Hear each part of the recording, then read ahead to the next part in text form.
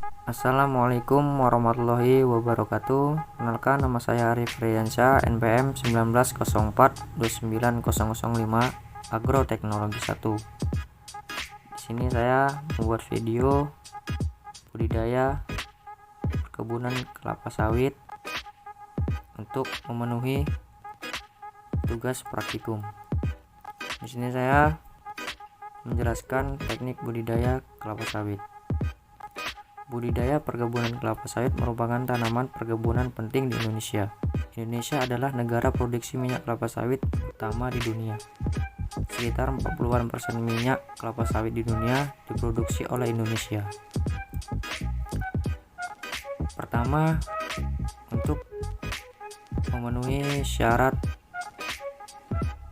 penanaman kelapa sawit adalah persiapan bibit kelapa sawit yang utama.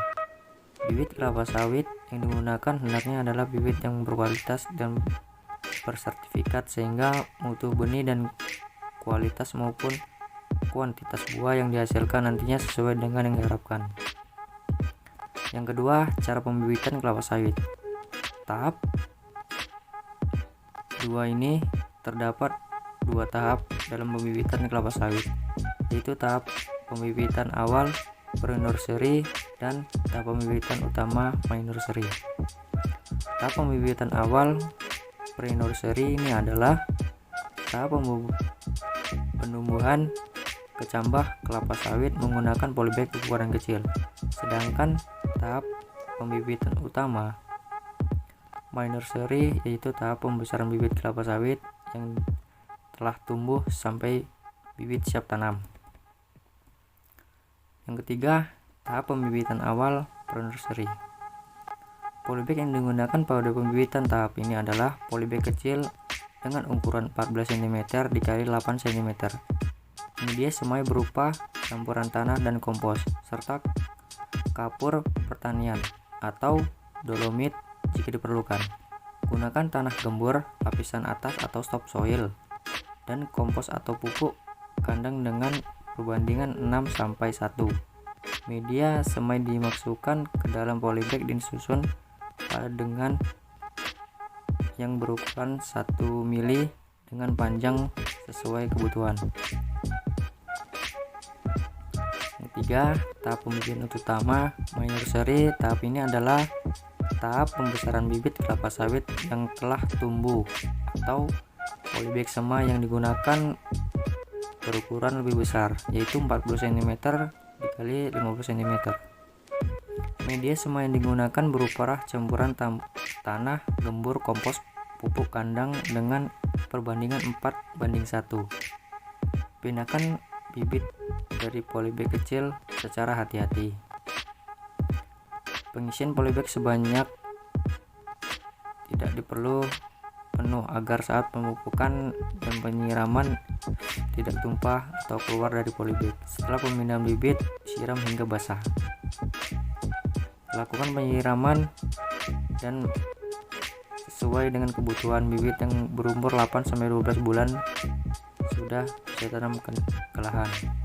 Yang keempat, teknik pembuatan lahan budidaya kelapa sawit. Berbagai metode dan teknik membutuhkan lahan budidaya kelapa sawit yang dapat dilakukan sesuai dengan kondisi lahannya, jika lahan dan anggaran biaya. Oke teman-teman, yang pertama itu sistem pembukaan lahan secara manual, yaitu menggunakan tenaga manusia menggunakan peralatan sederhana. Yang kedua, sistem pembukaan lahan secara mekanis, yaitu menggunakan alat berat, alat pertanian, misalnya traktor atau bulldozer. Yang ketiga, sistem pembukaan lahan secara kimia, yaitu pembukaan lahan menggunakan herbisida atau racun rumput. Yang kelima, membuat jaringan jalan perkebunan. Setelah proses pembukaan lahan, teman-teman, selanjutnya adalah membuat jaringan jalan yang nantinya digunakan sebagai sarana pengangkutan bibit, pupuk, dan sarana produksi lainnya. Yang pertama yaitu jalan sekunder. Jalan produksi merupakan jalan transportasi yang menghubungkan jalan utama dengan jalan koleksi atau pengumpulan buah sawit. Yang kedua, jalan koleksi yaitu jalan yang berada di dalam blok penanaman, yaitu berfungsi sebagai jalan untuk mengumpulkan buah kelapa sawit yang telah dipanen. Yang ketiga, jalan panen yaitu untuk digunakan tukang panen mengangkut buah dari setiap pohon kelapa sawit. Yang keempat, jalan utama yaitu jalan pengumpulan utama di mana digunakan sebagai jalan mobil mengangkut buah kelapa sawit. Yang kelima, pembuatan atau perbaikan drainase. Tanaman kelapa sawit adalah tanaman yang sangat membutuhkan air, namun bukan berarti tak terhadap genangan air. Oleh sebab itu, fungsi drainase sangat penting, terutama pada lahan gambut. Oke teman-teman, yang keenam, membutuhkan pola tanam kelapa sawit. Pola tanam kelapa sawit ini dapat diterapkan secara monokultur ataupun tumpang sari. Pada pola tanaman monokultur sebaiknya penanaman kacang-kacangan dan lain-lain. Yang ketujuh, pengajiran atau pancang ya. Pengajiran atau pancang adalah penentuan tempat atau titik yang digunakan ditanam bibit kelapa sawit sesuai dengan jarak tanam yang dipakai. Pengajiran biasanya ditandai dengan menggunakan kayu atau bambu ya. Sistem jarak panen kelapa sawit yang umum digunakan adalah segitiga sama sisi dengan jarak tanam 9 meter dikali 9 meter dikali 9 cm. Pada sistem ini, pada arah utara selatan tanaman berjarak 8,82 meter dan jarak setiap tanaman adalah 9 meter. Jika menggunakan sistem jarak tanam tersebut, maka kebutuhan bibit kelapa sawit dan satu hektar sebanyak 143 pohonnya.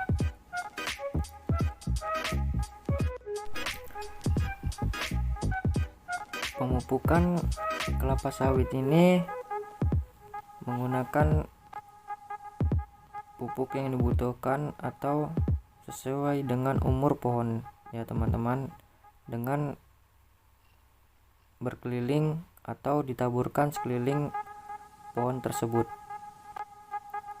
Tapi jangan lupa ya teman-teman, terlebih dahulu kita membersihkan piringan atau pinggir-pinggir pohon kelapa sawit agar tidak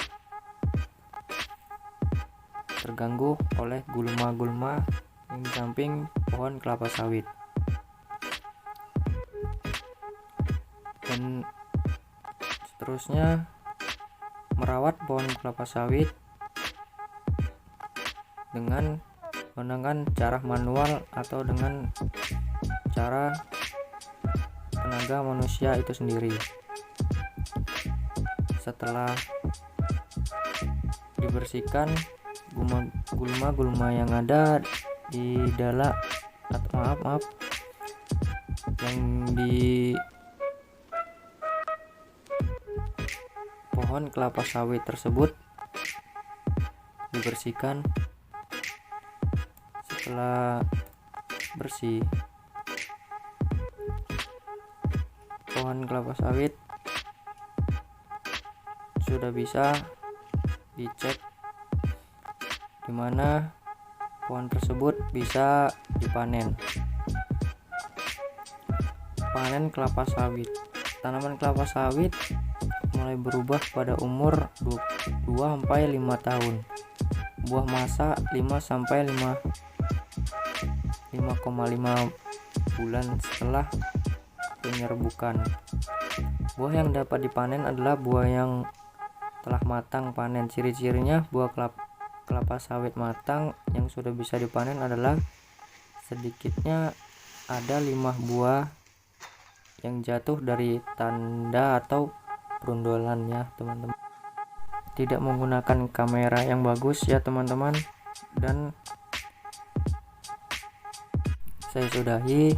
Assalamualaikum warahmatullahi wabarakatuh.